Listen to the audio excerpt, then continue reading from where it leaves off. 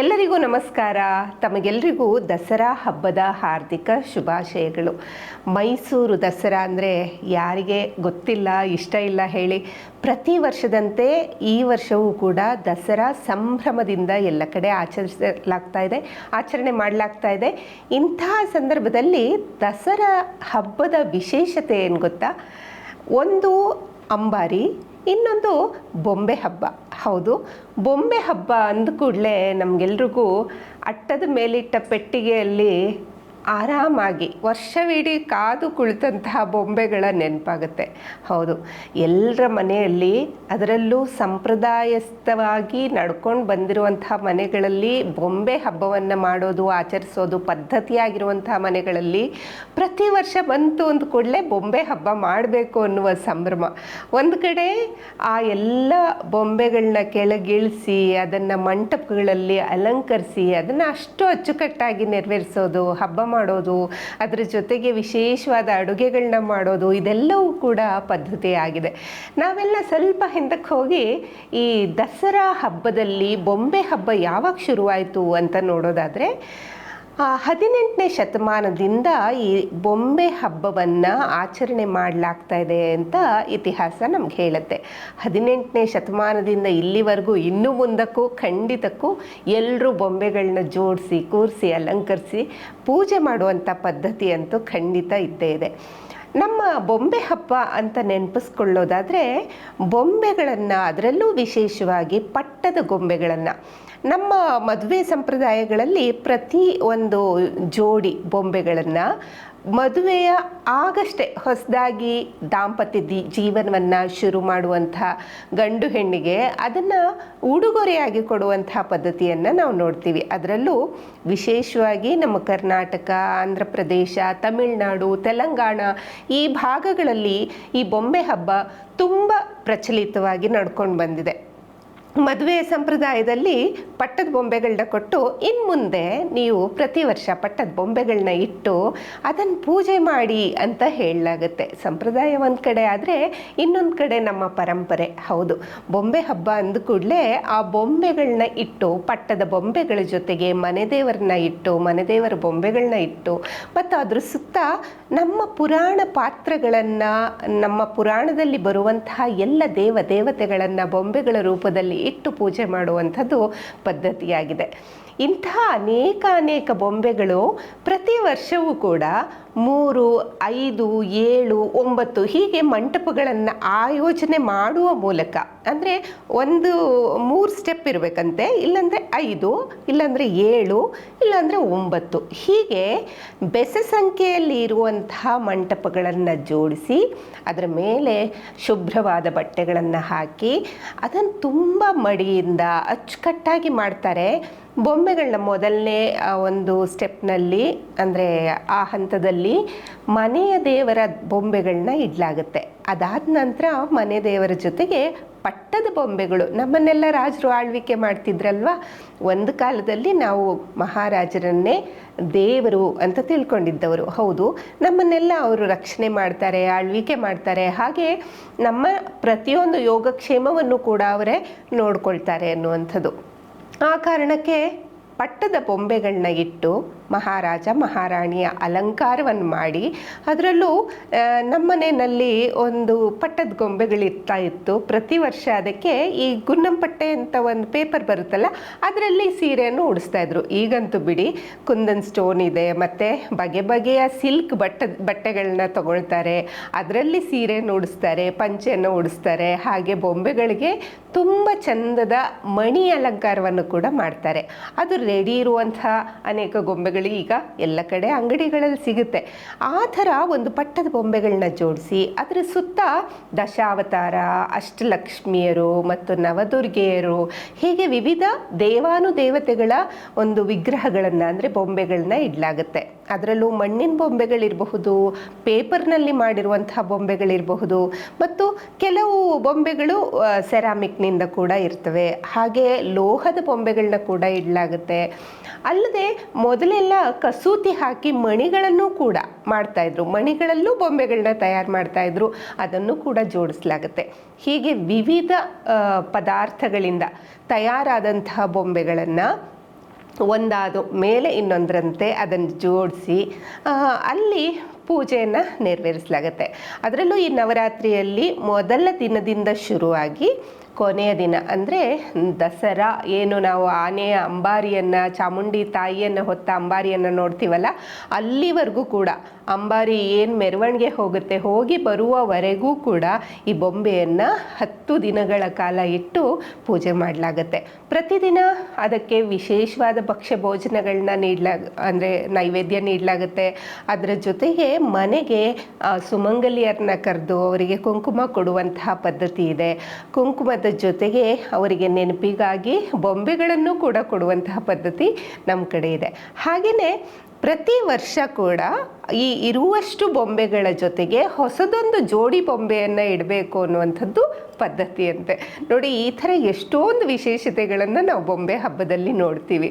ನಿಮ್ಮನೆಯಲ್ಲೂ ಬೊಂಬೆ ಹಬ್ಬವನ್ನು ಮಾಡ್ತೀರಾ ಅಥವಾ ಬೊಂಬೆಯನ್ನು ಕೂರಿಸ್ತೀರಾ ಅಂತ ಹೇಳಿದ್ರೆ ಖಂಡಿತ ನಮಗೆ ಇಲ್ಲಿ ಕಮೆಂಟ್ ಬಾಕ್ಸ್ನಲ್ಲಿ ಹೇಳಿ, ನೀವು ಹೇಗೆಲ್ಲ ಕೂರಿಸ್ತೀರಿ ಅಂತ ಅದ್ರ ಬಗ್ಗೆ ನಮಗೆ ತಿಳಿಸಿ. ನಮ್ಮ ಬೊಂಬೆ ಹಬ್ಬ ಅಂದ ಕೂಡಲೇ ನಾವು ಒಂದಷ್ಟು ಕಡೆ ಯಾರೆಲ್ಲ ಬೊಂಬೆ ಹಬ್ಬಗಳನ್ನ ಮಾಡಿರಬಹುದು ಮತ್ತು ಎಷ್ಟು ಚೆನ್ನಾಗಿ ಅದನ್ನು ಅಲಂಕಾರ ಮಾಡಿರಬಹುದು ಅನ್ನುವ ಕುತೂಹಲದೊಟ್ಟಿಗೆ ಇವತ್ತು ಪ್ರಬೋಧ್ ಮಾಂಟೆಸರಿ ಶಾಲೆಗೆ ಹೋಗಿದ್ವಿ.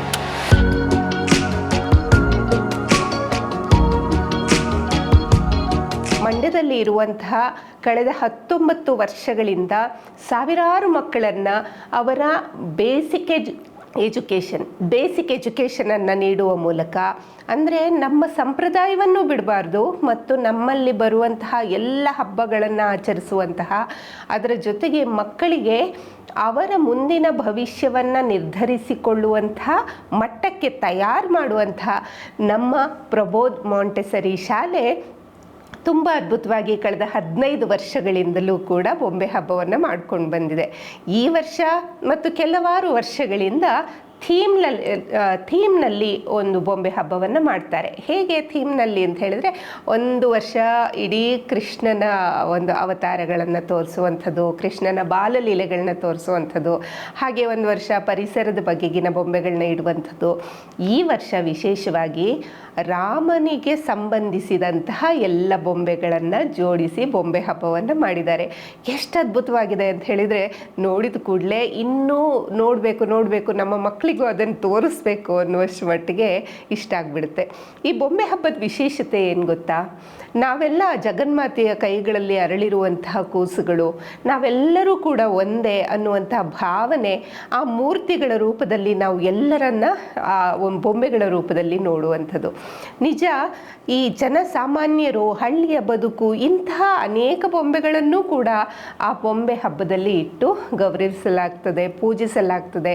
ನಾವೆಲ್ಲರೂ ಒಂದೇ ಅನ್ನುವ ಭಾವನೆ ಒಟ್ಟಿಗೆ ಬೊಂಬೆ ಹಬ್ಬವನ್ನು ನಡೆಸಲಾಗುತ್ತೆ. ಇಂತಹ ಬೊಂಬೆ ಹಬ್ಬ ನಮ್ಮ ಪ್ರಬೋಧ್ ಮಾಂಟೆಸರಿ ಶಾಲೆಯಲ್ಲಿ ಹೇಗೆಲ್ಲ ಇತ್ತು ಅಂತ ಒಂದ್ಸಲ ನೋಡ್ಕೊಂಬರೋಣ ಬನ್ನಿ.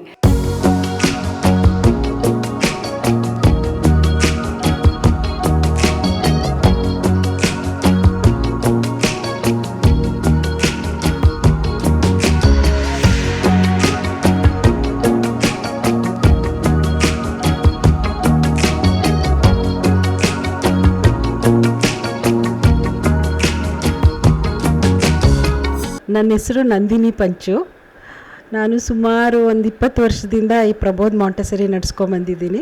ಇದು ನಮ್ಮ ಮಾಂಟೆಸರಿನಲ್ಲಿ ಸ್ಟ್ರಿಕ್ಟ್ಲಿ ಮರಿಯಾ ಮಾಂಟೆಸರಿ ಮೆಥಡೆಲ್ಲ ಮಾಡ್ತಾ ಇರೋದು. ಒಂದು ಸೆನ್ಸೋರಿಯಲ್ ಆಗಲಿ, ಒಂದು arithmetic, language, exercise of practical life ಎಲ್ಲ ಥ್ರೂ ಮೆಟೀರಿಯಲ್ಸ್ ಎಲ್ಲ ನಾವು ಹೇಳ್ಕೊಡೋದು ಮಕ್ಕಳಿಗೆ. ಸೊ ಮಕ್ಕಳಿಗೆ ಈ ಮೆಟೀರಿಯಲ್ಸಿಂದ ಹೇಳ್ಕೊಡೋದ್ರಿಂದ ಅವ್ರಿಗೆ ಬೇಗ ಅರ್ಥ ಆಗುತ್ತೆ, ಅಷ್ಟೇ ನಮ್ಮದು ಉದ್ದೇಶ. ಇದು just like A I and hand coordination ಥರ ಇದು ಮಾಡ್ತಾಯಿದ್ದೀವಿ ನಾವು. ಇಲ್ಲಿ ನಾವು ಪ್ರತಿ ವರ್ಷ ಬೊಂಬೆ ಮನೇನ ಪ್ರದರ್ಶನಕ್ಕೆ ಇಡ್ತೀವಿ. 20 ವರ್ಷದಿಂದನೂ ನಾವು ಮಾಡ್ಕೊಂಬಂದಿದ್ದೀವಿ. ಈ ದಸರಾ ಹಬ್ಬನ ಈ ಬೊಂಬೆ ಮನೆ ಪ್ರದರ್ಶನ ಮಾಡೋ ಮೂಲಕ ಮಕ್ಕಳ ಜೊತೆ ಆಚರಿಸ್ತಾ ಇದ್ದೀವಿ ನಾವು ಪ್ರತಿ ವರ್ಷ ಈ ಬೊಂಬೆ ಮನೇನ ಪೌರಾಣಿಕ ಕಥೆಗಳ ಆಧಾರಿತವಾಗಿ ನಾವು ಆಚರಿಸ್ತಾ ಇದ್ದೀವಿ. ರಾಮಾಯಣ ದರ್ಶನ ಇರ್ಬೋದು, ಕೃಷ್ಣ ಪ್ರಸಂಗ ಇರ್ಬೋದು, ಅಥವಾ ನೀತಿ ಕಥೆಗಳನ್ನ ಆಧರಿಸಿ ನಾವು ಪ್ರತಿ ವರ್ಷ ಬೊಂಬೆಗಳನ್ನ ಪ್ರದರ್ಶನಕ್ಕೆ ಇಡ್ತೀವಿ. ಪ್ರಬೋಧ್ ಮಾಂಟೆಸರಿ ಶಾಲೆ ಕಳೆದ 19 ವರ್ಷಗಳಿಂದ ನಿರಂತರವಾಗಿ ಮಕ್ಕಳನ್ನು ಅವರ ಬದುಕಿನ ಮುಂದಿನ ಗುರಿಯನ್ನು ಸಾಧಿಸಿಕೊಳ್ಳುವ ಅಥವಾ ಶಾಲೆಯ ಹಂತಕ್ಕೆ ತೆರಳುವ ಮುನ್ನ 3 ವರ್ಷಗಳ ಕಾಲ ಅವರಿಗೆ ಕಲಿಕೆಯನ್ನು ಸಾಧ್ಯವಾಗಿಸುವ, ಅದರ ಮೂಲಕ ಬೇರೆ ಬೇರೆ ವಿಷಯಗಳಲ್ಲಿ ಅವರಿಗೆ ತರಬೇತಿಯನ್ನು ನೀಡುವಂತಹ ಮತ್ತು ತುಂಬ ಬೇಸಿಕ್ ಅಂದರೆ ಕಲರ್ಸ್ನ ಗುರುತಿಸೋವಂಥದ್ದು ಅಥವಾ ಪಟ ಹಾರಿಸೋದು ಹೇಳ್ಕೊಡೋದಿರ್ಬೋದು, ಮತ್ತು ನಮ್ಮ ಸಂಪ್ರದಾಯದಲ್ಲಿ ಬರುವಂತಹ ಅನೇಕ ಹಬ್ಬಗಳನ್ನು ಆಚರಣೆ ಮಾಡುವಂಥದ್ದಿರ್ಬೋದು, ಕ್ರಿಸ್ಮಸ್ ಕೂಡ ಆಚರಣೆ ಮಾಡುವಂಥದ್ದಿರ್ಬೋದು. ಹೀಗೆಲ್ಲ ಬಹುಶಃ ನೀವು ನೋಡಿದರೆ ಪ್ರತಿಯೊಂದು ಹಬ್ಬವನ್ನು ಕೂಡ ಪ್ರಬೋಧ್ ಮಾಂಟೆಸರಿ ಶಾಲೆಯಲ್ಲಿ ಆಚರಣೆ ಮಾಡ್ತಾ ಬಂದಿದ್ದಾರೆ. ಇದೊಂದು ಮಾತ್ರ ಅಲ್ಲ, ನಮ್ಮ ಪರಂಪರೆ, ನಮ್ಮ ಪೂರ್ವಜರು ನಮಗೆ ನೀಡಿದಂತಹ ಕೊಡುಗೆಯಾಗಿ ನೀಡಿರುವಂತಹ ಅನೇಕ ವಿಷಯಗಳನ್ನ ಮಕ್ಕಳಿಗೆ ತಿಳಿ ಹೇಳುವ ಮೂಲಕ ಅವರಿಗೆ ಚಿಕ್ಕಂದಿನಲ್ಲಿ ಕಲಿಸಿರುವಂತಹ ವಿದ್ಯೆ ಅವರು ಯಾವತ್ತಿಗೂ ನೆನಪಿನಲ್ಲಿ ಇಟ್ಕೋತಾರೆ ಅಲ್ವಾ. ಆ ಥರ ಶಾಲೆಯಲ್ಲಿ ಕಲಿತಂತಹ ಈ ಎಲ್ಲವೂ ಕೂಡ ಅವರ ಬದುಕಿನುದ್ದಕ್ಕೂ ನೆನಪಲ್ಲಿ ಇರಬೇಕು ಅನ್ನುವ ಕಾರಣಕ್ಕೆ ಈ ಬಾರಿ ಶ್ರೀರಾಮನ ಜನನದಿಂದ ಹಿಡಿದು ಶ್ರೀರಾಮನ ಪಟ್ಟಾಭಿಷೇಕದವರೆಗೆ ಕೂಡ ಎಲ್ಲ ರೀತಿಯ ಘಟನೆಗಳನ್ನು ಆಧರಿಸಿದಂತಹ ಬೊಂಬೆಗಳನ್ನ ಕೂರಿಸಿದ್ದಾರೆ. ಅದನ್ನೆಲ್ಲ ನಾವು ಒಂದ್ಸಲ ನೋಡ್ಕೊಂಬರೋಣ ಬನ್ನಿ.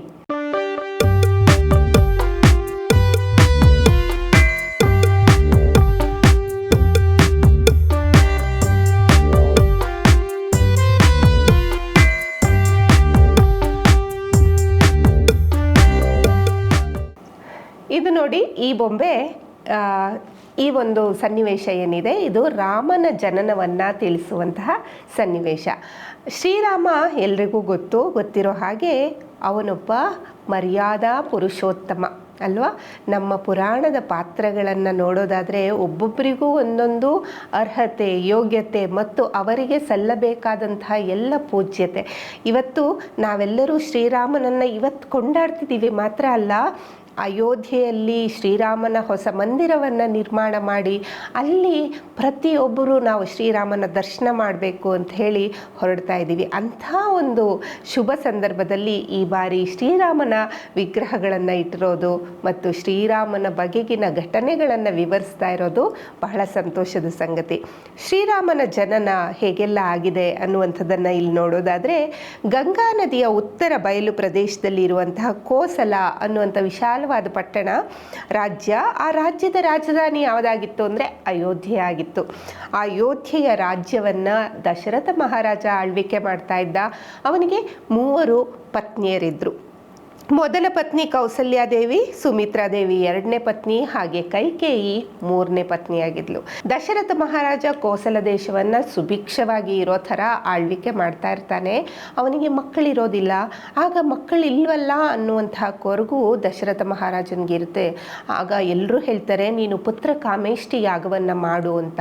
ಗುರುಗಳ ಆದೇಶದಂತೆ ಅವರ ಆಶೀರ್ವಾದದೊಂದಿಗೆ ಪುತ್ರ ಕಾಮೇಷ್ಟಿ ಯಾಗವನ್ನು ಮಾಡ್ತಾನೆ. ದಶರಥ ಮಹಾರಾಜ ಪುತ್ರ ಕಾಮೇಷ್ಟಿ ಯಾಗವನ್ನು ಮುಗಿಸುವ ಹೊತ್ತಿಗೆ ದೇವದೂತ ಪ್ರತ್ಯಕ್ಷನಾಗಿ ಆ ಸ್ವರ್ಣ ಪಾತ್ರೆಯಲ್ಲಿದ್ದಂತಹ ಪಾಯಸವನ್ನು ನೀಡ್ತಾ, ನೀವು ಮಾಡಿದ ದಾನ ಧರ್ಮದಿಂದ ಈ ಪಾಯಸವನ್ನು ನೀಡಲಾಗ್ತಾ ಇದೆ, ಇದರಿಂದ ನಿನಗೆ ಪುತ್ರ ಸಂತಾನ ಆಗತ್ತೆ ಅಂತ ಹೇಳ್ತಾನೆ. ಆಗ ದಶರಥ ಮಹಾರಾಜ ಅದನ್ನು ತನ್ನ ಪತ್ನಿಯರಿಗೆ ನೀಡಿ ಬಹಳ ಸಂತೋಷದಿಂದ ಅನುಗ್ರಹವನ್ನು ಪಡ್ಕೊಳ್ತಾನೆ. ಆ ನಂತರ ಕೌಸಲ್ಯ ತಾಯಿಗೆ ಶ್ರೀರಾಮ ಜನನ ಆಗುತ್ತೆ. ಆನಂತರ ಕೈಕೇಯಿ ಭರತನಿಗೆ ಮತ್ತು ಸುಮಿತ್ರಾದೇವಿ ಲಕ್ಷ್ಮಣ ಮತ್ತು ಶತ್ರುಘ್ನರಿಗೆ ತಾಯಿ ಆಗ್ತಾರೆ. ಹೀಗೆ ರಾಮನ ಜನನವನ್ನು ಅದ್ಭುತವಾಗಿ ಇಲ್ಲಿ ತೋರಿಸಿದ್ದಾರೆ. ಇಲ್ಲಿ ನೋಡಿ, ಈ ಬೊಂಬೆಗಳು ಸೀತೆಯ ಸ್ವಯಂವರವನ್ನು ತೋರಿಸ್ತಾ ಇದ್ದಾವೆ. ಅಂದರೆ ಸೀತೆಯ ಸ್ವಯಂವರ ಹೇಗಾಯಿತು ಅನ್ನೋದನ್ನು, ಶ್ರೀರಾಮ, ಲಕ್ಷ್ಮಣ, ಭರತ, ಶತ್ರುಘ್ನರೆಲ್ಲ ಬೆಳೆದು ದೊಡ್ಡವರಾಗ್ತಾರೆ. ವಿಶ್ವಾಮಿತ್ರ ಮಹರ್ಷಿ ಅವರ ಗುರುಗಳು. ಅವರು ಒಂದೊಮ್ಮೆ ಜನಕ ಮಹಾರಾಜ ಮಾಡ್ತಾ ಇರುವಂತಹ ಸೀತಾ ಸ್ವಯಂವರದಲ್ಲಿ ಪಾಲ್ಗೊಳ್ಬೇಕು, ಅಲ್ಲಿ ಏನೇನು ಆಗ್ತಾ ಇದೆ ನೋಡಬೇಕು ಅನ್ನೋ ಕುತೂಹಲದಿಂದ ರಾಮ ಲಕ್ಷ್ಮಣರನ್ನು ಒಳಗೊಂಡು ಅವರಲ್ಲಿಗೆ ಹೋಗ್ತಾರೆ. ಜನಕ ಮಹಾರಾಜ ಶಿವಧನಸ್ಸನ್ನು ಇಟ್ಟು ಆ ಶಿವಧನಸ್ಸನ್ನು ಯಾರು ಎದೇರಿಸ್ತಾನೋ ಅವನೇ ನನ್ನ ಅಳಿಯನಾಗ್ತಾನೆ, ಅವನಿಗೆ ಸೀತೆಯನ್ನು ಕೊಟ್ಟು ಮದುವೆ ಮಾಡ್ತೇನೆ ಅಂತ ಹೇಳ್ತಾನೆ. ಆ ಸೀತಾ ಕಲ್ಯಾಣ ಆಗುವ ಮೊದಲು ಆ ಶಿವಧನಸ್ಸನ್ನು ನೋಡಿದ ಎಲ್ಲ ರಾಜರು ನಾವು ಮುಂದೆ ಅಂತ ಬಂದು ಅದನ್ನು ಎದೇರಿಸಲು ಹೋಗಿ ಸೋತು ಹೋಗ್ತಾರೆ.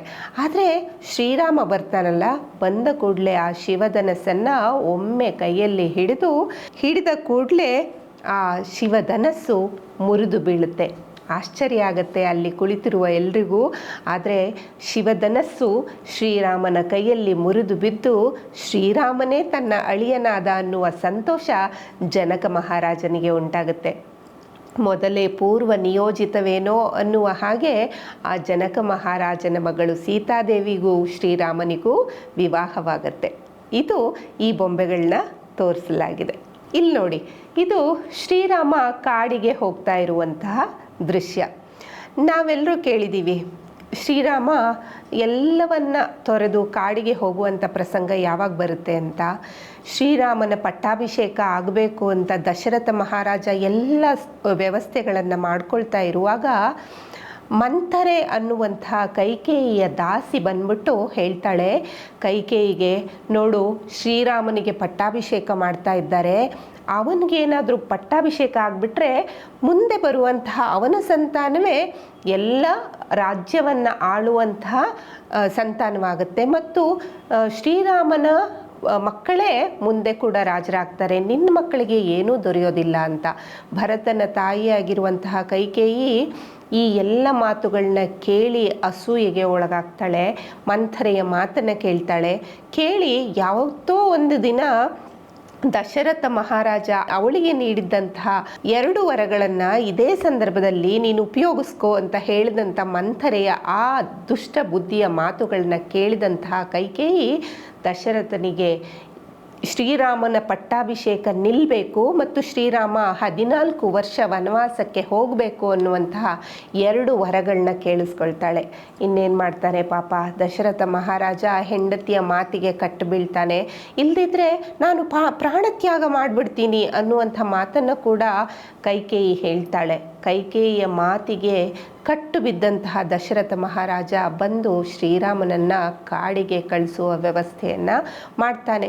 ಶ್ರೀರಾಮ ಕಾಡಿಗೆ ಹೋಗುವಾಗ ಒಬ್ಬನೇ ಹೋಗ್ತೀನಿ ನಾನು ಅಂತ ಹೇಳ್ತಾನೆ. ಆದರೆ ಅಣ್ಣನ ಜೊತೆಗೂಡಿ ಬರ್ತೀನಿ ಅಂತ ನಿಂತಹ ಲಕ್ಷ್ಮಣ ಹಾಗೂ ನೀವು ಇದ್ದಲ್ಲಿ ನಾನಿರ್ತೀನಿ ಎನ್ನುವಂತಹ ಸೀತಾ ಮಾತೆ ಇಬ್ಬರೂ ಕೂಡ ಕಾಡಿಗೆ ಅವನ ಜೊತೆಯೇ ಹೊರಡ್ತಾರೆ. ಇದು ಇಲ್ಲಿನ ಸನ್ನಿವೇಶವನ್ನು ತಿಳಿಸ್ತಾ ಇದೆ. ಈಗ ನೋಡಿ, ಇಲ್ಲಿರೋದು ಶ್ರೀರಾಮನ ಪಾದುಕೆಯ ಪ್ರಸಂಗ. ಏನಿದು ಶ್ರೀರಾಮನ ಪಾದುಕೆಯ ಪ್ರಸಂಗ ಅಂತ ಹೇಳಿದ್ರೆ, ಶ್ರೀರಾಮ ಯಾವಾಗ ಕಾಡಿಗೆ ವನವಾಸಕ್ಕೆ ಅಂತ ಹೊರಟನೋ ಆ ಒಂದು ದುಃಖದಲ್ಲೇ ದಶರಥ ಮಹಾರಾಜ ಮರಣ ಹೊಂದುತ್ತಾನೆ. ಮರಣ ಆದ ಕೂಡಲೇ ಕೈಕೇಯಿ ತನ್ನ ಮಗನಾದ ಭರತನಿಗೆ ಪಟ್ಟಾಭಿಷೇಕ ಮಾಡಬೇಕು ಅನ್ನುವ ವ್ಯವಸ್ಥೆಯನ್ನು ಮಾಡ್ಕೊಂಡು ಹೋಗ್ತಾಳೆ. ಆದರೆ ಭರತ ನನ್ನ ಅಣ್ಣನಿಗೆ ಆ ಪಟ್ಟಾಭಿಷೇಕ ಆಗಬೇಕಾಗಿತ್ತು, ಅವನ ಆಶೀರ್ವಾದ ನನಗೆ ಬೇಕು ಅಂಥೇಳಿ ಅವನಿಲ್ಲದ ಈ ರಾಜ್ಯವನ್ನು ನಾನು ಆಳೋದಿಲ್ಲ ಅಂಥೇಳಿ ಚಿತ್ರಕೂಟದಲ್ಲಿ ಇದ್ದಂತಹ ಶ್ರೀರಾಮ ಲಕ್ಷ್ಮಣ ಮತ್ತು ಸೀತಾಮಾತೆಯನ್ನು ಭೇಟಿ ಆಗಲಿಕ್ಕೆ ಅಂತ ಅಲ್ಲಿಗೆ ಹೋಗ್ತಾನೆ.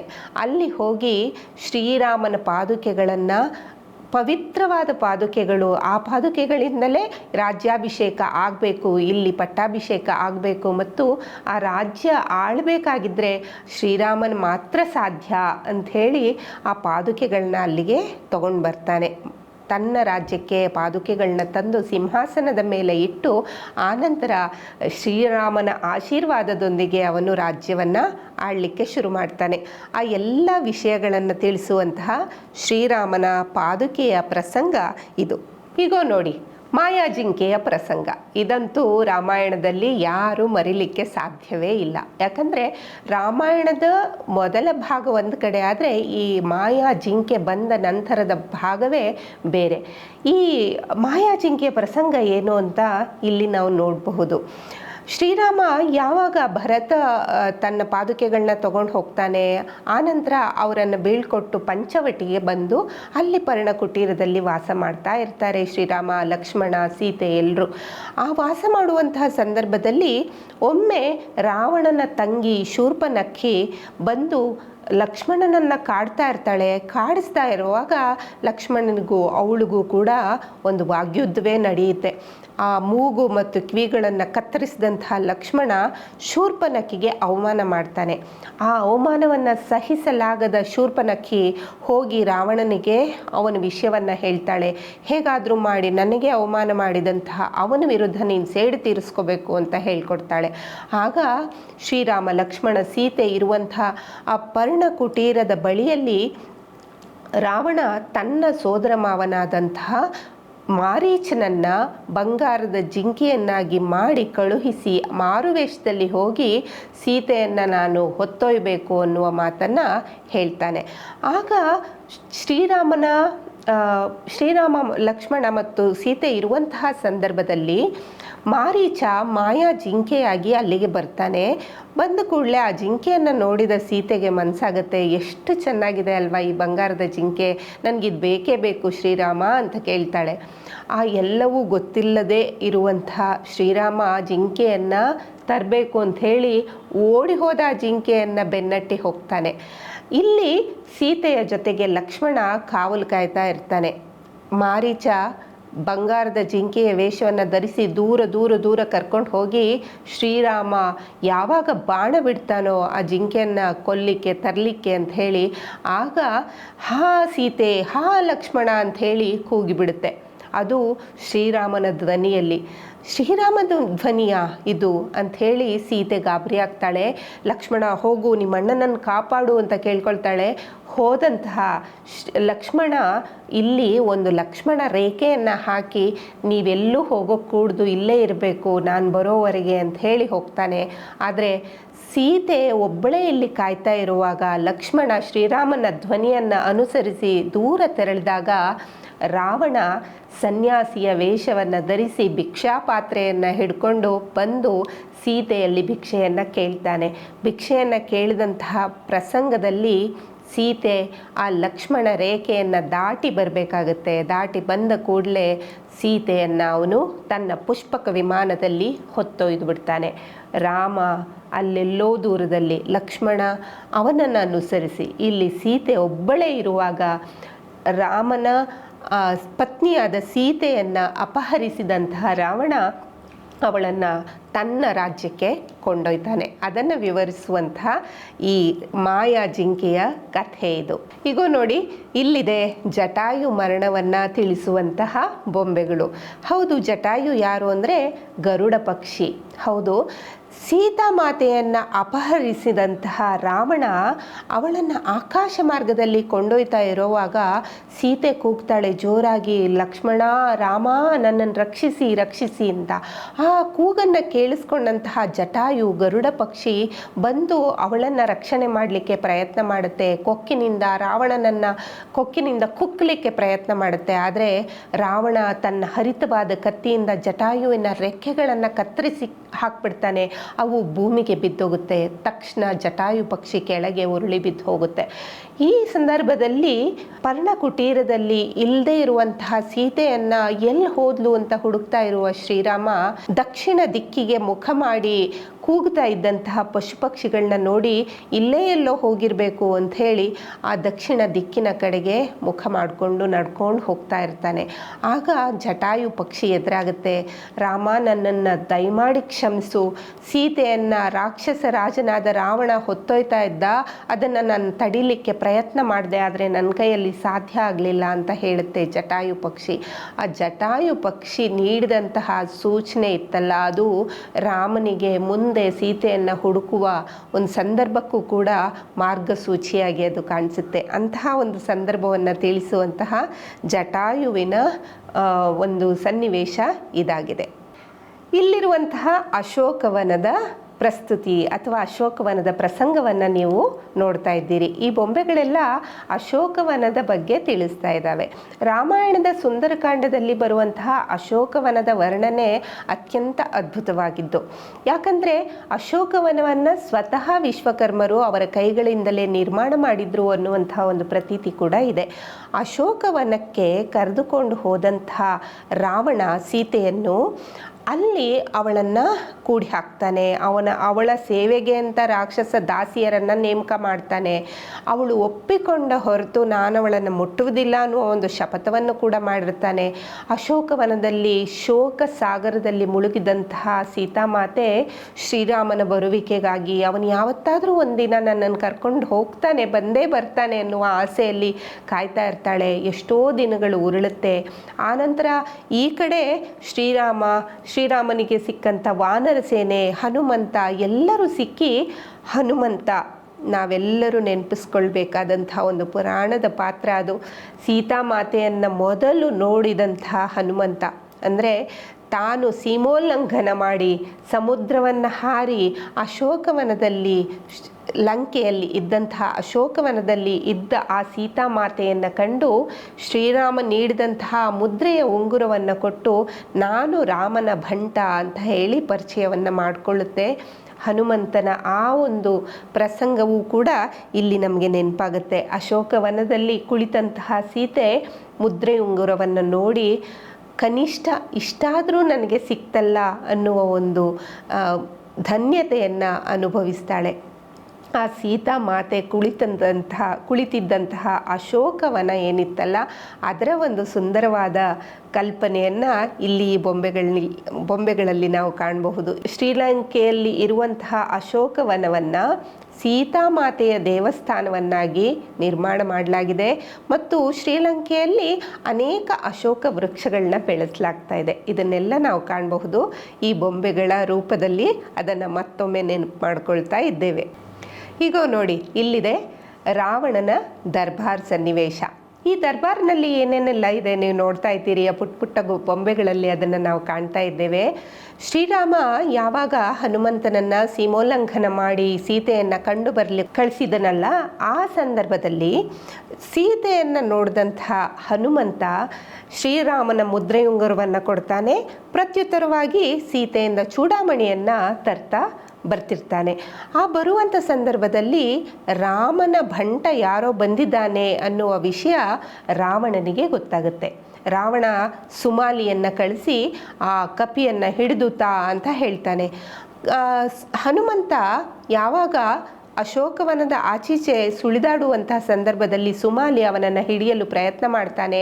ಸುಮಾಲಿಯ ಕೈಗೆ ದಕ್ಕುವುದಿಲ್ಲ. ಆಗ ರಾವಣನ ದರ್ಬಾರ್ಗೆ ಅವನನ್ನು ಕರೆದು ತರ್ತಾನೆ. ರಾವಣನ ದರ್ಬಾರ್ನಲ್ಲಿ ಹನುಮಂತನನ್ನು ಅನೇಕ ಪ್ರಶ್ನೆಗಳನ್ನ ಕೇಳಲಾಗುತ್ತೆ. ಅವನಿಗೆ ಕುಳಿತುಕೊಳ್ಳಲು ಕೂಡ ಯಾವುದೇ ಒಂದು ಆಸನಗಳನ್ನ ಕೊಡದೆ ಆಟ ಆಡಿಸಲಾಗುತ್ತೆ. ಆಗ ರಾವಣನ ಎದುರು ತನ್ನ ಬಾಲವನ್ನೇ ಸುತ್ತಿಕೊಂಡು ಅದನ್ನೇ ಆಸನವನ್ನಾಗಿ ಮಾಡಿಕೊಂಡು ಹನುಮಂತ ಕೂತ್ಕೊಳ್ತಾನೆ. ಕೂತು ಅಲ್ಲಿ ತನ್ನ ರಾಮನ ಬಗೆಗಿನ ಎಲ್ಲ ಮಾತುಗಳನ್ನು ಹೇಳ್ತಾ ಇರ್ತಾನೆ. ರಾವಣ ನೋಡ್ತಾ ನೋಡ್ತಾ ಅವನಿಗೆ ಇನ್ನೂ ಹೆಚ್ಚು ಮಾಡ್ತಾನೆ. ಈ ಕಪಿಯ ಬಾಲಕ್ಕೆ ಬೆಂಕಿ ಹಚ್ಚಿ ಅಂತ ಆದೇಶ ಮಾಡ್ತಾನೆ ರಾವಣ. ಆಗ ಬೆಂಕಿಯನ್ನು ಹತ್ತಿಸಿಕೊಂಡಂತಹ ಹನುಮಂತ ಇಡೀ ಲಂಕೆಯ ಆ ವನವನ್ನೇ ಸುಡುವಂತಹ ಪ್ರಯತ್ನವನ್ನು ಮಾಡ್ತಾನೆ. ಲಂಕೆ ಉರಿದುರಿದು ಬೀಳ್ತಾ ಇರುತ್ತೆ. ಅದನ್ನು ನೋಡಿ ಎಲ್ಲರಿಗೂ ಒಂಥರ ಕೋಪ, ಆಶ್ಚರ್ಯ ಎಲ್ಲವೂ ಆಗುತ್ತೆ. ಏನಪ್ಪ ಇಂಥ ಒಂದೇ ಒಂದು ಕಪಿ ಬಂದು ಇಡೀ ನಮ್ಮ ರಾವಣನ ಲಂಕೆಯನ್ನೇ ಹಾಳು ಮಾಡ್ತಾ ಇದೆಯಲ್ಲ ಅಂತ ಎಲ್ಲರೂ ನೋಡ್ತಾ ಇರ್ತಾರೆ. ಆ ಸನ್ನಿವೇಶವನ್ನು ತಿಳಿಸುವಂತಹ ಈ ಬೊಂಬೆಗಳು ಇಲ್ಲಿವೆ. ಈಗ ನೋಡಿ, ನೀವು ನೋಡ್ತಿದ್ದೀರಿ ಸೇತುಬಂಧದ ಬೊಂಬೆಗಳನ್ನು. ಸೇತುಬಂಧವನ್ನು ನಿರ್ಮಾಣ ಮಾಡಿದಂತಹ ಬೊಂಬೆಗಳ ಕಥೆಯನ್ನು. ಹೌದು, ಶ್ರೀರಾಮ ಯಾವಾಗ ಹನುಮಂತನಿಂದ ವಿಷಯವನ್ನು ತಿಳಿದುಕೊಳ್ತಾನೋ ಲಂಕೆಯಲ್ಲಿ ತನ್ನ ಸೀತೆ ಇರುವಂತಹ ವಿಷಯವನ್ನು ತಿಳಿದು ದುಃಖಿತನಾಗ್ತಾನೆ ಮತ್ತು ಲಂಕೆಗೆ ನಾವು ಹೇಗಾದರೂ ತಲುಪಿ ಸೀತೆಯನ್ನು ಕರೆತರಬೇಕು ಅನ್ನುವ ಮನಸ್ಸನ್ನು ಮಾಡ್ತಾನೆ. ಆ ಸಂದರ್ಭದಲ್ಲಿ ಕಪಿಸೇನೆಯ ಸಹಾಯವನ್ನು ಪಡಿತಾನೆ. ಕಪಿಸೇನೆಯ ಜೊತೆಗೂಡಿ ಆ ಲಂಕೆಗೆ ಸೇತುವೆಯನ್ನು ಕಟ್ಟಲಿಕ್ಕೆ ಆರಂಭ ಮಾಡ್ತಾರೆ. ಸೇತುವೆಯನ್ನು ಕಟ್ಟುವಂತಹ ಸಂದರ್ಭದಲ್ಲಿ ಪ್ರತಿಯೊಂದು ಕಲ್ಲನ್ನೂ ಇಡುವಾಗ ಶ್ರೀರಾಮ ಅಂತ ಹೇಳಿ ರಾಮನ ಹೆಸರಿನ ಕಲ್ಲುಗಳನ್ನು ಮುಳುಗಿಸುವಾಗ ಅದು ತೇಲಲಿಕ್ಕೆ ಶುರುವಾಗುತ್ತೆ. ಶ್ರೀರಾಮನ ಹೆಸರಿನ ಮೇಲೆ ಆ ಎಲ್ಲ ಕಲ್ಲುಗಳು ತೇಲ್ತಾ ತೇಲ್ತಾ ಸೇತುವೆಯನ್ನು ನಿರ್ಮಾಣ ಮಾಡಲಾಗುತ್ತೆ. ಅನೇಕ ಕಪಿ ಸೈನ್ಯ, ಜಾಂಬವಂತ, ನೀಲ, ಹನುಮಂತ, ಅತ್ಯಂತ ಬುದ್ಧಿವಂತನಾದ ಹನುಮಂತನ ಜೊತೆಗೆ ಈ ಎಲ್ಲ ಕಪಿ ಸೈನ್ಯವೂ ಕೂಡ ಲಂಕೆಗೆ ಸೇತುವೆಯನ್ನು ನಿರ್ಮಾಣ ಮಾಡಿ ಅಲ್ಲಿಗೆ ಯುದ್ಧಕ್ಕೆ ತೆರಳುತ್ತಾರೆ. ಸೀತೆಯನ್ನು ಕರೆತರಬೇಕು ಅನ್ನುವ ಒಂದೇ ಉದ್ದೇಶಕ್ಕೆ ಶ್ರೀರಾಮ, ಲಕ್ಷ್ಮಣ ಮತ್ತು ಇಡೀ ಕಪಿ ಸೈನ್ಯ ಅವರ ಜೊತೆಗೂಡಿ ಹೋಗ್ತಾರೆ. ಅಲ್ಲಿ ರಾಮನ ಒಂದು ಸೈನ್ಯ ಏನಿತ್ತಲ್ಲ, ಕಪಿ ಸೈನ್ಯ, ಆ ರಾಮನ ಸೈನ್ಯ ಶ್ರೀರಾಮನ ಭಕ್ತಿಯ ಒಂದು ಕೃಪೆಯಿಂದ, ಶ್ರೀರಾಮನ ಮೇಲಿನ ಭಕ್ತಿಯ ಕೃಪೆಯಿಂದ ರಾವಣನ ಆ ಎಲ್ಲ ಸೈನಿಕರ ಮೇಲೆ ಯುದ್ಧವನ್ನು ಮಾಡಲಿಕ್ಕೆ ಶುರು ಮಾಡ್ತಾರೆ. ಯುದ್ಧವನ್ನು ಮಾಡುವಾಗ ಅನೇಕ ರಾಕ್ಷಸರು ಸತ್ತು ಹೋಗ್ತಾರೆ. ಆಗ ಏನಾದರೂ ಮಾಡಿ ಇವರನ್ನು ಮತ್ತೆ ಸೋಲಿಸಿ ವಾಪಸ್ ಕಳಿಸ್ಬೇಕು, ಸೀತೆಯನ್ನು ಇಲ್ಲೇ ಉಳಿಸ್ಕೋಬೇಕು ಅನ್ನುವಂಥ ನಿಟ್ಟಿನಲ್ಲಿ ರಾವಣ ಏನು ಮಾಡ್ತಾನೆ, ತನ್ನ ತಮ್ಮನಾದ ಕುಂಭಕರ್ಣನನ್ನು ಯುದ್ಧಕ್ಕೆ ಕಳಿಸ್ಬೇಕು ಅಂತ ತಯಾರಿ ಮಾಡ್ಕೊಳ್ತಾನೆ. ಆ ಸೇತುಬಂಧದ ವಿಶೇಷವಾದ ಘಟನೆಯನ್ನು ತಿಳಿಸುವಂತಹ ಬೊಂಬೆಗಳು ಇಲ್ಲಿವೆ. ಈಗ ನೋಡಿ, ಇಲ್ಲಿದೆ ಕುಂಭಕರ್ಣನ ಕಥೆ. ಈ ಕುಂಭಕರ್ಣನ ಮೂರ್ತಿಯನ್ನು ನೋಡ್ತಾ ಇದ್ರೆ ನಿಮಗೆಲ್ರಿಗೂ ಗೊತ್ತಾಗಿರಬೇಕು, ಬಹಳಷ್ಟು ಜನರು ಕುಂಭಕರ್ಣನ ಕಥೆಯನ್ನು ನೀವು ಕೇಳೇ ಇರ್ತೀರಿ. ಅವ್ನಿಗೆ ಎಷ್ಟು ನಿದ್ರೆ ಅಂದರೆ 6 ತಿಂಗಳು ಅವನು ನಿದ್ದೆ ಮಾಡ್ತಾ ಇದ್ದಂತೆ. ಒಂದು ಸಲ ಮಲಗಿದ್ರೆ ಅವ್ನಿಗೆ ಏನಾದರೂ ಮಾಡಿ ಎಬ್ಬಿಸ್ಬೇಕು, ಈಗ ಶ್ರೀರಾಮನ ಸೈನ್ಯ ಇದೆ, ಅವ್ರ ಜೊತೆ ಯುದ್ಧ ಮಾಡೋಕ್ಕೆ ಕಳಿಸ್ಬೇಕು ಅಂತ ಉಪಾಯ ಮಾಡಿದಂತಹ ರಾವಣ ಹೇಗೆ ಇವನನ್ನು ಎಬ್ಬಿಸೋದು ಅನ್ನುವ ಪ್ರಯತ್ನದಲ್ಲಿದ್ದಾಗ ಅವನಿಗೊಂದು ಆಲೋಚನೆ ಬರುತ್ತೆ. ಅವನಿಗೆ ಆಹಾರ ಅಂದರೆ ಬಹಳ ಇಷ್ಟ, ಬಗೆ ಬಗೆಯ ಭಕ್ಷ್ಯ ಭೋಜ್ಯಗಳನ್ನೆಲ್ಲ ಕೊಡಬೇಕು. ಕೊಟ್ಟ ಕೂಡಲೇ ಅವನು ಎದ್ಬಿಡ್ತಾನೆ, ಅದರ ಒಂದು ಪರಿಮಳಕ್ಕೆ, ಘಮಕ್ಕೆ ಎದ್ಬಿಡ್ತಾನೆ ಅಂಥೇಳಿ ಅವನನ್ನು ಅವನು ಎಲ್ಲಿ ಮಲಗಿರ್ತಾನೋ ಅಲ್ಲಿಗೆ ಆಹಾರ ಪದಾರ್ಥಗಳನ್ನು ಮಾಡಿಕೊಂಡು ತಗೊಂಡು ಹೋಗಿ ಅವನ ಮುಂದೆ ಇಡ್ತಾರಂತೆ. ಆದರೂ ಅವನಿಗೆ ಎಚ್ಚರ ಆಗೋದಿಲ್ವಂತೆ. ಆನಂತರ ಎಲ್ಲರೂ ಆ ಕೊಂಬು, ಕಹಳೆ, ಬೇರಿ, ನಗಾರಿ ಎಲ್ಲವನ್ನ ಬಾರಿಸ್ತಾರಂತೆ. ಆದರೂ ಎಚ್ಚರಗೊಳ್ಳಿಲ್ಲ ಅಂತೆ. ಆಮೇಲೆ ಅವನನ್ನು ಹೇಗಾದರೂ ಮಾಡಿ ಎಬ್ಬಿಸ್ಲೇಬೇಕು ಅಂತ ಹೇಳಿ ಚಿಕ್ಕ ಚಿಕ್ಕ ಮಕ್ಕಳು ಅವರೆಲ್ಲ ಬಂದು ಬರ್ಜಿಯಲ್ಲಿ ಚುಚ್ತಾರಂತೆ, ಸೂಜಿಯಲ್ಲಿ, ಬರ್ಜಿಯಲ್ಲಿ ಎಲ್ಲದರಲ್ಲಿ ಚುಚ್ತಾರಂತೆ. ಆದರೂ ಅವನಿಗೆ ಎಚ್ಚರ ಆಗೋದಿಲ್ವಂತೆ. ಇಂತಹ ಸಂದರ್ಭದಲ್ಲಿ ನಿಧಾನಕ್ಕೆ ಕಣ್ಣು ತೆರಿತಾನಂತೆ. ಎಲ್ಲ ಪ್ರಯತ್ನಗಳ ನಂತರ ಗೊಮ್ಮೆ ಒಂಚೂರು ಅಂತ ಆಕಳಿಸ್ತಾ ನಿಧಾನಕ್ಕೆ ಕಣ್ಣು ತೆರೆದಂತಹ ಕುಂಭಕರ್ಣನನ್ನು ನೋಡಿ, ಓ ಬಾ ಯುದ್ಧ ಮಾಡು ಈ ಥರ ಅಂಥೇಳಿ ಅಲ್ಲಿ ಎದುರುಗಡೆ ಇದ್ದಂಥ ಆಹಾರವನ್ನೆಲ್ಲ ಅವನು ಗಬಗಬಾ ತಿಂತಾನಂತೆ, ಮದ್ಯವನ್ನು ಕುಡಿತಾನಂತೆ. ಆಮೇಲೆ ಯುದ್ಧಕ್ಕೆ ಹೊರಡ್ತಾನಂತೆ. ರಾವಣನ ಆದೇಶದ ಮೇಲೆ ಅವನ ತಮ್ಮನಾದ ಕುಂಭಕರ್ಣ ಯುದ್ಧಕ್ಕೆ ಹೋಗ್ತಾನೆ, ಶ್ರೀರಾಮನ ಕೈಯಲ್ಲಿ ಹತನಾಗ್ತಾನೆ. ಇದೇ ಸಂದರ್ಭದಲ್ಲಿ ರಾವಣನ ಪುತ್ರ ಇಂದ್ರಜಿತ್ತು ಕೂಡ ಶ್ರೀರಾಮನ ಕೈಯಲ್ಲಿ ಹತನಾಗ್ತಾನೆ. ಕುಂಭಕರ್ಣನ ವಿಶೇಷವಾದ ಸನ್ನಿವೇಶವನ್ನು ತಿಳಿಸುವ ಗೊಂಬೆಗಳು ಇಲ್ಲಿವೆ. ಈಗ ನೋಡಿ, ಇಲ್ಲಿದೆ ಕೊನೆಯದಾಗಿ ರಾವಣನ ಸಂಹಾರದ ಬೊಂಬೆಗಳ ಕಥೆ. ಹೌದು, ರಾವಣ ಯುದ್ಧವನ್ನು ಮಾಡ್ತಿರುವಂತಹ ಸಂದರ್ಭದಲ್ಲಿ ಇಂದ್ರಜಿತ್ತು ಯಾವಾಗ ತನ್ನ ಮಗನೇ ಸತ್ತು ಹೋಗ್ತಾನೆ, ರಾವಣನಿಗೆ ದುಃಖ, ಕೋಪ, ಆವೇಶ ಎಲ್ಲವೂ ಬರುತ್ತೆ. ಅವನು ಯುದ್ಧರಂಗಕ್ಕೆ ಬರ್ತಾನೆ. ಶ್ರೀರಾಮನ ಜೊತೆಗೆ ಯುದ್ಧ ಮಾಡಬೇಕು ಅಂತ ಹೇಳಿ ಬ್ರಹ್ಮದೇವನಿಂದ ತಾನು ಹೊರಪಡೆದಂತಹ ತಾವಕಾಸ್ತ್ರವನ್ನು ಪ್ರಯೋಗ ಮಾಡ್ತಾನೆ. ಆಗ ರೌದ್ರಾಸ್ತ್ರವನ್ನು ಪ್ರಯೋಗ ಮಾಡಿದಂತಹ ಶ್ರೀರಾಮ ಅವನ ತಲೆಯನ್ನು ಕತ್ತರಿಸಬೇಕು ಅಂತ ನೋಡುವಾಗ ಅದು ರಾವಣನ ಭುಜಕ್ಕೆ ತಾಕಿತೆ ವಿನಃ ಏನೂ ಆಗಲಿಲ್ವಂತೆ. ಆನಂತರ ಒಂದು ತೀಕ್ಷ್ಣವಾದ ಹರಿತವಾದ ಬಾಣದಿಂದ ಅವನ ತಲೆಯನ್ನು ಕತ್ತರಿಸ್ತಾನೆ. ಒಂದು ತಲೆ, ನಿಮಗೆಲ್ರಿಗೂ ಗೊತ್ತಿರೋ ಹಾಗೆ ರಾವಣನಿಗೆ 10 ತಲೆ ಅಲ್ವಾ. ಒಂದು ತಲೆಯನ್ನು ಕತ್ತರಿಸಿದ ಕೂಡಲೇ ಆ ತಲೆ ಮತ್ತೊಮ್ಮೆ ಚಿಗುರೊಡೆದು ಅಲ್ಲೇ ಬಂದು ಕೂತ್ಕೊಂಡ್ಬಿಡ್ತಂತೆ. ಆಗ ಅವನ ಸಾರಥಿಯಾದಂತಹ ಮಾತಲಿ, ಅಂದರೆ ಶ್ರೀರಾಮನ ಸಾರಥಿಯಾಗಿದ್ದಂಥ ಮಾತಲಿ ಹೇಳ್ತಾನಂತೆ, ಸ್ವಾಮಿ, ನಿಮ್ಮಿಂದಲೇ ರಾವಣನ ಸಂಹಾರ ಅನ್ನೋದು ಶತಸಿದ್ಧ. ಹಾಗಾಗಿ ನೀವು ನಿಮಗೆ ಇರುವಂತಹ ವರದಿಂದ ಸಿಕ್ಕಿರುವಂತಹ ಆ ಬ್ರಹ್ಮಾಸ್ತ್ರವನ್ನು ಪ್ರಯೋಗ ಮಾಡಿ ಅಂತ ಹೇಳ್ತಾನೆ. ಆಗ ಬ್ರಹ್ಮಾಸ್ತ್ರವನ್ನು ಪ್ರಯೋಗ ಮಾಡಿದಂತಹ ಶ್ರೀರಾಮ ರಾವಣನ ಸಂಹಾರವನ್ನು ಮಾಡ್ತಾನೆ. ಶ್ರೀರಾಮ ಬಿಟ್ಟಂತಹ ಆ ಬ್ರಹ್ಮಾಸ್ತ್ರ ರಾವಣನ ಎದೆಯನ್ನು ಸೀಳಿ ಹೋಗುತ್ತೆ. ಸೀಳಿದ ಕೂಡಲೇ ಶ್ರೀರಾಮನ ಕೈಯಿಂದ ರಾವಣನ ಸಂಹಾರ ನೆರವೇರುತ್ತೆ. ಇಂಥ ಒಂದು ಸನ್ನಿವೇಶವನ್ನು ತಿಳಿಸುವಂತಹ ಒಂದು ಬೊಂಬೆಗಳ ಜೋಡಣೆ ಇಲ್ಲಿದೆ ಅಂತ ಹೇಳಬಹುದು. ಶ್ರೀರಾಮನ ಆ ಒಂದು ಹರ್ಷೋದ್ಗಾರ, ಒಂದು ಕಡೆ ಸೀತೆ ಸಿಕ್ಕಿದ್ಲು ಅಂತ, ಇನ್ನೊಂದು ಕಡೆ ಕೆಟ್ಟದ್ದರ ಸಂಹಾರ ಆಯಿತು ಅಂತ. ರಾವಣನ ಸಂಹಾರ ಆದ ಕೂಡಲೇ ಪುಷ್ಪವೃಷ್ಟಿ ಆಯ್ತಂತೆ, ದೇವತೆಗಳೆಲ್ಲ ಹರಿಸಿದ್ರಂತೆ ಶ್ರೀರಾಮನಿಗೆ. ಅಂಥ ಒಂದು ಸನ್ನಿವೇಶವನ್ನು ತಿಳಿಸುವಂಥ ಬೊಂಬೆಗಳು ಇಲ್ಲಿವೆ. ಇದು ಕೊನೆಯದಾಗಿ ಶ್ರೀರಾಮನ ಜನನದ ನಂತರ ಎಲ್ಲವನ್ನ ನಾವು ನೋಡ್ಕೊಂಡು ಬಂದ್ವಿ. ಶ್ರೀರಾಮನ ಪಟ್ಟಾಭಿಷೇಕ ಹೇಗಪ್ಪ ಆಯಿತು ಅಂತ ಹೇಳಿದರೆ, ಅಷ್ಟೊತ್ತಿಗಾಗಲೇ ರಾವಣನ ಸಂಹಾರ ಮಾಡಿ ಸೀತೆಯನ್ನು ಕರ್ಕೊಂಡು ಬಂದಂತಹ ಶ್ರೀರಾಮ 14 ವರ್ಷ ವನವಾಸವನ್ನು ಪೂರೈಸಿದಂತಹ ಶ್ರೀರಾಮ ಲಕ್ಷ್ಮಣ ಸೀತೆಯರ ಜೊತೆಗೆ ಬಂದು ಇಲ್ಲಿ ಪಟ್ಟಾಭಿಷಿಕ್ತನಾಗ್ತಾನೆ. ಶ್ರೀರಾಮನ ಪಟ್ಟಾಭಿಷೇಕದ ನಂತರ ಸರ್ವ ಜನರೂ ಕೂಡ ಸುಖದಿಂದ ಸಂತೋಷದಿಂದ ಆ ರಾಜನ ಆಳ್ವಿಕೆಯಲ್ಲಿ, ಶ್ರೀರಾಮನ ಆಳ್ವಿಕೆಯಲ್ಲಿ ಸಂತೋಷದಿಂದ ಇರ್ತಾರೆ. ಆ ಪಟ್ಟಾಭಿಷೇಕವನ್ನು ತಿಳಿಸುವಂತಹ ಬೊಂಬೆಗಳ ಎಲ್ಲ ಜೋಡಣೆ ಇಲ್ಲಿ ನೀವು ನೋಡ್ತಾ ಇದ್ದೀರಿ. ಆತ್ಮೀಯರೇ, ಇಷ್ಟು ಹೊತ್ತು ಶ್ರೀರಾಮನ ಒಂದು ಸಂದೇಶದೊಂದಿಗೆ, ಶ್ರೀರಾಮನ ಜನನದಿಂದ ಮೊದಲುಗೊಂಡು ಶ್ರೀರಾಮನ ಪಟ್ಟಾಭಿಷೇಕದ ಜೊತೆಗೆ ನಾವೆಲ್ಲರೂ ಅನೇಕ ಇತರೆ ಗೊಂಬೆಗಳನ್ನ ಕೂರಿಸಿರೋದನ್ನು ನೋಡಿದ್ವಿ. ಪ್ರಬೋಧ್ ಮಾಂಟೆಸರಿ ಶಾಲೆಯಲ್ಲಿ ಬೊಂಬೆ ಹಬ್ಬ ಎಷ್ಟೆಲ್ಲ ಚೆನ್ನಾಗಾಗಿದೆ ಅಲ್ವಾ? ನಮಗಂತೂ ಬಹಳ ಖುಷಿಯಾಯಿತು. ನೀವು ಕೂಡ ಸಂತೋಷಪಟ್ಟಿರ್ತೀರಿ. ಈ ಬೊಂಬೆ ಹಬ್ಬ ನಿಮ್ಮಲ್ಲೂ ಕೂಡ ಹೊಸ ಚೈತನ್ಯವನ್ನು ತಂದಿದೆ. ನಾವು ಮಾಡಬೇಕು ಮುಂದಿನ ವರ್ಷದಿಂದ ಅಂತ ಅನಿಸಿದೆ ಅಂದರೆ ನಿಜಕ್ಕೂ ಅತಿಶಯೋಕ್ತಿ ಅಲ್ಲ ಅದು ಅಂತ ಹೇಳ್ತಾ, ಇವತ್ತಿನ ಈ ಬೊಂಬೆ ಹಬ್ಬದ ಕಾರ್ಯಕ್ರಮವನ್ನು ಇಲ್ಲಿಗೆ ನಾವು ಮುಕ್ತಾಯ ಮಾಡ್ತಾ ಇದ್ದೇವೆ. ಸದಾಕಾಲ ನೋಡ್ತಾ ಇರಿ ನಮ್ಮ ಚಾನೆಲ್ನ ಅಂತ ಹೇಳ್ತಾ ಎಲ್ರಿಗೂ ನಮಸ್ಕಾರ.